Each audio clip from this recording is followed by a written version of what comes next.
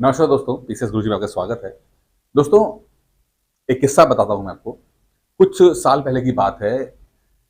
एक मेरे दोस्त हैं, वो जो इस समय तहसीलदार पद पर पोस्टेड हैं। नए नए उस समय वो पीसीएस उन्होंने क्वालिफाई किया था। ठीक है। और एग्जाम जब उन्होंने क्वालिफाई कर लिया तो बीच में कुछ गैप आ गया, मतलब कि उन्होंने ज्वाइनिंग अभी नहीं हुई थी, बीच में कुछ गैप था, कुछ समय था जिसमें वो फ्री थे। तो उनको लगा कि ये जो समय है बीच में, जब कुछ करना नहीं है, सिलेक्शन ऑलरेडी हो चुका है, तो क्यों ना यूपीएससी का भी एग्जाम अच्छे तरीके से दे दिया जाए। उससे पहले वो कुछ पढ़ चुके थे, यूपीएससी का पेपर देते थे, लेकिन कभी क्वालिफाई नहीं कर पा रहे थे, इसलिए पीसीएस पे फोकस थे वो। तो उनको लगा कि अभी अच्छा मौका है, पीसीएस में बन चुका ऑलरेडी, तो अभी गैप है 3-4 महीने का, इसमें हम बेहतर रहेगा कि पढ़ के दे दिया जाए। तो पढ़ा कैसे जाए, तो उन्होंने सोचा कि क्यों ना कोई टेस्ट सीरीज लगाई जाए। और टेस्ट सीरीज में यूपीएससी में उस समय विजन आईएएस की टेस्ट सीरीज बहुत ज्यादा डिमांड में चल रही थी। उन्होंने कहा चलो भाई, विजन आईएएस की टेस्ट सीरीज को हम लगाते हैं। लेकिन जब उन्होंने देखा कि भाई विजन आईएएस की टेस्ट सीरीज बहुत महंगी है, तो कुछ शॉर्टकट उन्होंने ढूंढने की कोशिश की और उन्होंने एक अपने दोस्त को कॉल किया जो कि यूपीएससी की तैयारी दिल्ली में रह के कर रहा था। उसने विजन आईएएस की टेस्ट सीरीज ले रखी थी, ऑफलाइन वाली ले रखी थी। मेरे दोस्त ने उन्हें फोन किया, बोला कि देखो भाई, तुम भी यूपीएससी की तैयारी कर रहे हो, तुम टेस्ट देते हो, उनका जो शेड्यूल होता है तुम टेस्ट देते हो। तुम एक काम करो, तुम सुबह टेस्ट दे दिया करो, शाम को जो भी क्वेश्चन पेपर हो और सॉल्यूशन हो तुम मुझे मेल कर दिया करो। तुम वहां पर दे दो, मैं यहाँ पढ़ लिया करूंगा, दोनों का भी भला हो जाएगा, तुम्हारा भी हो जाएगा, मेरा भी, मैं भी पढ़ के दे दूंगा। क्योंकि वो उनके बहुत अच्छे दोस्त थे, तो उन्होंने कहा ठीक है, कोई दिक्कत नहीं यार, दोनों भाई कर लेंगे आराम से। अब इसी तरह से 3-4 महीने दोनों ने तैयारी की। जब भी शेड्यूल एग्जाम होता था, वो दिल्ली वाला व्यक्ति दिल्ली में टेस्ट देता था, शाम को आके जो क्वेश्चन पेपर और पीडीएफ था वो मेरे दोस्त को दे दिया करता था, यहाँ मिल आ जाता था, वो पढ़ते थे। दोनों ने तैयारी की। यूपीएससी का एग्जाम होता है, रिजल्ट आता है, जो दिल्ली वाला व्यक्ति है वो एग्जाम क्रैक कर ले जाता है, उनका यूपीएससी प्री क्रैक हो जाता है। लेकिन मेरे मित्र का यूपीएससी प्री नहीं क्रैक हो पाता है। अब मेरा दोस्त बड़ा परेशान, क्योंकि भाई ये क्या मतलब है, हमने दोनों ने एक ही तरह से पढ़ा था, एक ही किताब, एक ही सोर्स पढ़ी थी, ठीक है, उसका हो गया, मेरा क्यों नहीं हुआ। अब काफी जब दुखी हो गए तो मेरी और मेरे दोस्त की बातचीत होने लगी। तो मैंने उनसे एक बात बोला कि देखो, बात कंटेंट की नहीं है, बात सिर्फ कंटेंट की नहीं होती है, बात समझने वाली बात है कि जो दिल्ली वाला व्यक्ति है, उस व्यक्ति ने एग्जाम को लग के टेस्ट दिया है। और जब व्यक्ति टेस्ट देता है, यानी कि जब जब वो कोई क्वेश्चन 2 घंटे का क्वेश्चन पेपर होता है और बकायदा वो 2 घंटे के अंदर हर एक क्वेश्चन के साथ वो अपना ब्रेन स्टॉर्मिंग करता है, भिड़ता है, लड़ता है, कॉन्सेप्ट के बारे में सोचता है, फैक्ट को सोचता है, दिमाग को और पुश करता है, तो उसके कॉन्सेप्ट और बिल्ड होते हैं। और इस लड़न कहते हैं, इस जद्दोजहद में दिमाग की वायरिंग और मजबूत होती है, यानी दिमाग और कॉन्सेप्चुअल होता है और फोकस हो पाता है, उसकी एफिशिएंसी और बढ़ पाती है। इसीलिए जब दिल्ली वाला व्यक्ति जो है टेस्ट दे रहा था, तो वो भले ही टेस्ट जो सीरीज में क्वेश्चन उतना अच्छा परफॉर्म ना कर पा रहा हो, लेकिन जो जद्दोजहद कर रहा था उससे उसकी मेंटल कंडीशनिंग बेहतर हुई, ठीक है, कॉन्सेप्ट और बेहतर हुए, उसके अंडरस्टैंडिंग उन कॉन्सेप्ट को लेकर और बेहतर हुई। और जब एग्जाम आया तो वो घबराया नहीं, उसका दिमाग चूंकि ट्रेन था, परफॉर्म कर गया। लेकिन चूंकि तुम घर में थे, रिलैक्स मोड में थे, एसी ऑन करके वो पीडीएफ को जो है तुम पढ़ रहे थे और क्वेश्चन को पढ़ रहे थे और कोई रिलैक्स मोड में आंसर को देख रहे थे, जो तुम्हें क्वेश्चन आता था तुम क्वेश्चन को लगाते थे, जो नहीं आता था तो उसे जस्ट रीड कर लेते थे और कहते हाँ ये आ गया, मुझे कोई दिक्कत नहीं है। बहुत ही रिलैक्स फॉर्म में दिया, पढ़ा तुमने भी वही, बट चूंकि जद्दोजहद नहीं की, दिमाग की ब्रेन स्टॉर्मिंग नहीं की, दिमाग की कंडीशनिंग नहीं की, दिमाग मजबूत नहीं हुआ, पावरफुल नहीं हुआ। एग्जाम में जब गया तो जैसे ही सवाल थोड़ा सा घूम के आया तो आपके दिमाग ने धोखा दे दिया, कंफ्यूज हो गया, ठीक है, डिलीवर नहीं कर पाया। जो जितना आता था मोटा मोटा वो तो कर लिया, लेकिन जहां पे थोड़ी सी चीज सोचने वाली बात आई वहां पर डिलीवर नहीं हो पाया। और ये सबसे बड़ा फर्क रहता है जब व्यक्ति कहता है कि यार हमने भी वही किताबें पढ़ी थी जो टॉपर पढ़ता है। तो टॉपर हो या कोई और, किताबें अमूमन वही सब रहती हैं, लेकिन किताब पढ़ा किस तरह जा रही है ये बहुत मैटर करता है।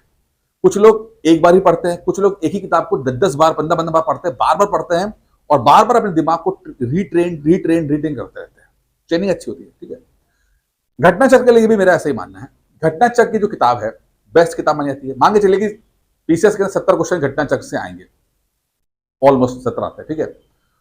अगर आप लेटे लेटे घटना चक्र टेस्ट दोगे कि आपने किताब उठाई और बस रीड कर रहे हैं आराम से रिलैक्स मोड में, मान के चलिए अच्छा परफॉर्म भी करेंगे तो 70 में से 55-60 क्वेश्चन जो है आपके राइट हो जाएंगे। अगर आपने अच्छा परफॉर्म किया तो 55-60 राइट हो जाएंगे।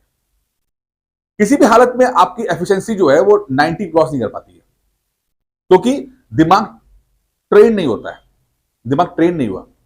लेकिन अगर आप जो घटना चक्र का इंफॉर्मेशन है, जो मटीरियल है, उसको टेस्टों के फॉर्म में दो आप, तो आप क्या देखोगे कि आपका दिमाग एक लेवल ऊपर चीजों को याद करना, समझना शुरू कर देगा।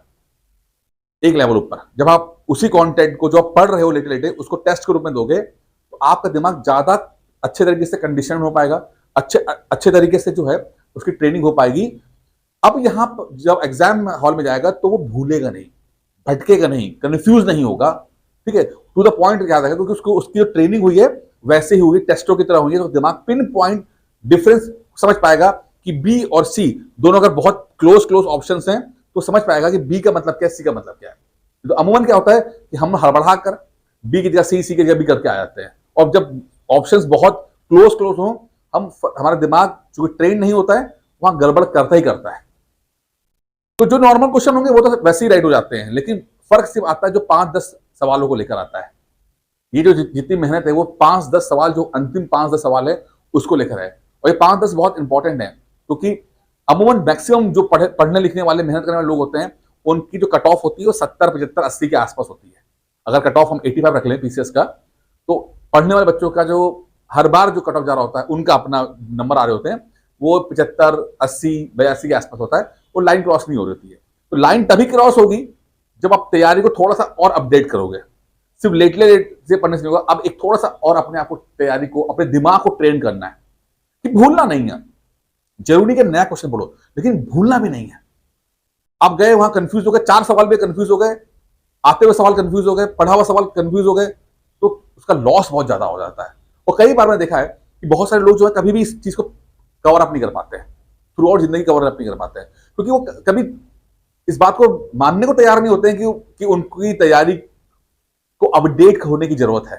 बोला था यार किताबें तो घटना चक्र तो पढ़नी है, पढ़ तो रहे 5 साल से, पढ़ तो रहे, पर पास तो नहीं हो पा रहे ना, क्वालिफाई तो नहीं कर पा रहे ना। जब क्वालिफाई नहीं कर पा रहे, इसका मतलब है कि आपको अपनी प्रिपरेशन को थोड़ा सा अपडेट करने की जरूरत है।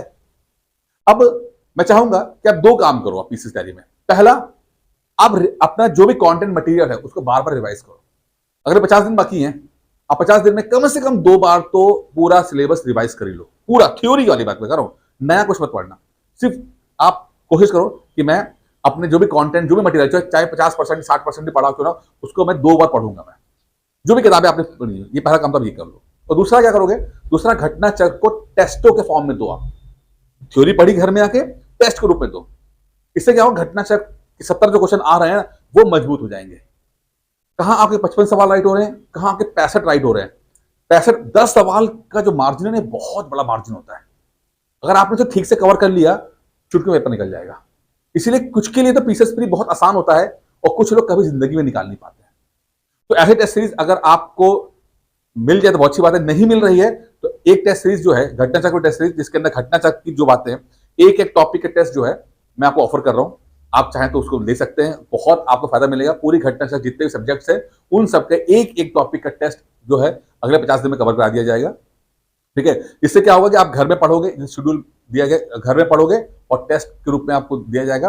वो 10-15 मिनट में टेस्ट हो जाता है। तो जो आपने थ्योरी पढ़ी है वो ठीक से याद रह जाती है, अब भूलोगे नहीं, कंफ्यूज नहीं होगे, ठीक है। और घटना चक्र आपका मजबूत हो जाएगा। फीस बहुत मिनिमम है, मात्र 499 रुपीज है, ठीक है। नंबर नीचे फ्लैश कर रहा है, आप उसमें कॉल कीजिए, इसको ज्वाइन कीजिए। इस समय 499 रुपीज बचाने का वक्त नहीं है, इस समय बचाने का वक्त है, एनर्जी बचाने का वक्त है, ठीक है। क्योंकि अगर आधे नंबर से भी मिस हुआ ना अटेम्प्ट, तो मिस ही कहलाया जाएगा।